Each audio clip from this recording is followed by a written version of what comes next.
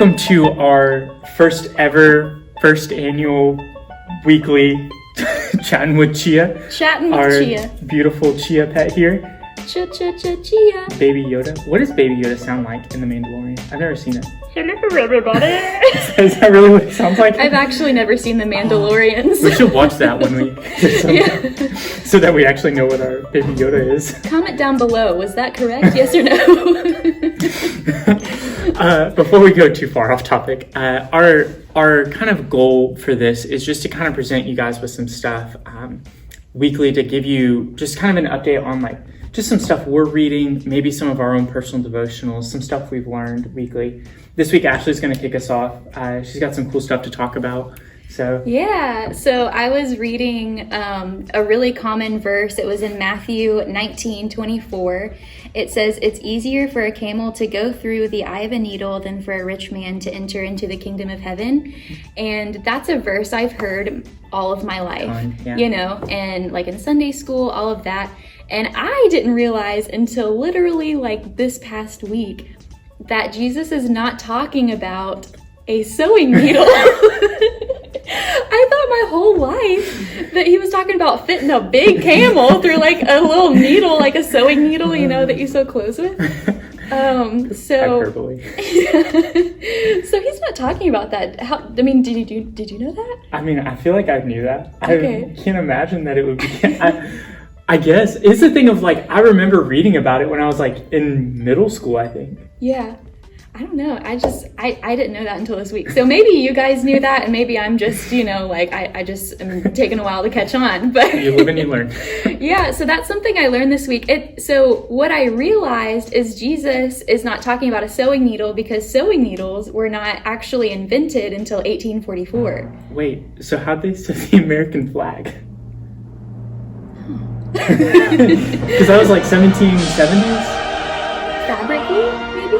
How do they have fabric glue and not needles? I don't know. Don't you get glue from horses? Like, I really have no idea where you get glue from. I'm pretty sure they make it from horses. So did they have to kill a horse to get the glue to make the American flag? So our American flag is actually a horse. We gotta keep going. Anyway. Get too far off topic. Yeah, that's interesting. I might have to Google that after. But anyways, Jesus is actually, instead of talking about a sewing needle, he's actually talking about a gate entering Jerusalem called the Eye of the Needle. And it was actually like so low and narrow that camels had to like stoop down on their knees. Do that again for me. Stoop down on their knees. Didn't you win a talent show by doing that? Yeah, I can clap my elbows together.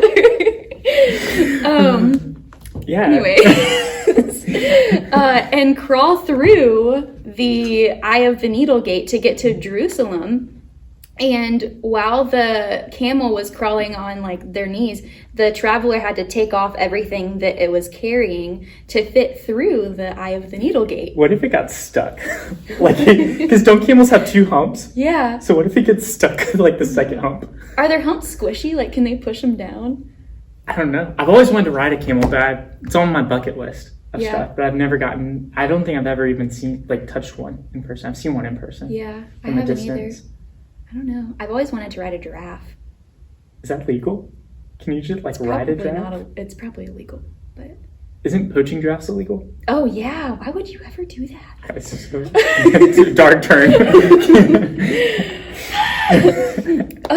Yeah. So what Jesus is talking about here is, for a rich man to enter into the kingdom of God, he has to let go of everything he's reliant on, whether it's his good deeds or, his material possessions. He can't be reliant on that to get into the kingdom of God. He has to let go of those things so that, because the only way to get to the kingdom of God is through Jesus. And that's why he shares this story. So to apply this to our lives, sometimes we can get so comfortable with our own material possessions or our own good deeds or our own career, and we see this world as, instead of a temporary place, a permanent place. And sometimes we can, we build our lives so firm on the earth that we don't even miss Jesus. We're not even desperate to see Jesus anymore because we're so longing for, a great career or, to get married one day or, to have kids one day, or maybe we're so attached to our friends or, maybe even our home, like just being home. We look at it as something that we're so comfortable with. We're not longing to see Jesus anymore. Absolutely. So. Yeah, I know for me, like there's some of that stuff is so true. Cause like for me, in my mind, I'm like, I want to get married.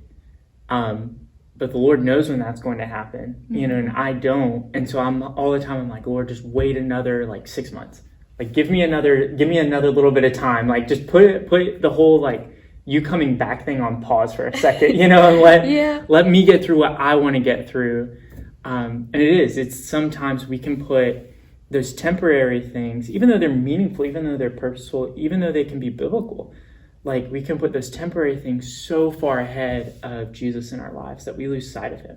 And that we just kind of put everything that actually matters by the wayside and pursuing our own selfish ambitions and stuff like that. Yeah. I kind of think of that meme that came out a while ago where it's like, finally got a girlfriend and then Jesus comes back. See, I'm petrified it's going to be my life. Oh, gosh. But we all have that thing where it's like, once it finally happens, what if Jesus comes back before we can enjoy it? When really, we have to realize that, what is truly important. Those things are good things, but they're not over Jesus and the kingdom of heaven. Absolutely. So a question I kind of want to leave you guys with is, what do we need to let go of that's making earth so permanent that we are no longer wanting to see Jesus? And that's something that I feel like we all need to really look inward within ourselves and see what are we holding on to, because I feel like all of us have that thing. Absolutely.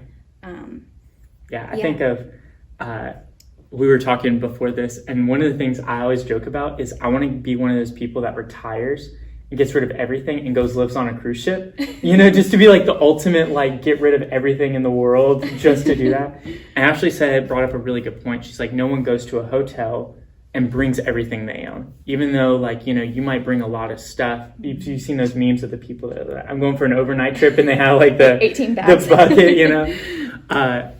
still that's such a true thing in life though, is that we're going to get to the end of our days and this is just a temporary place and we don't need to take all of our stuff with us, but we could be like a retiree who goes to a cruise ship, with minimal stuff and all that. That's it. That's really all we have for you guys today. Thank you for coming to Chatting with Chia.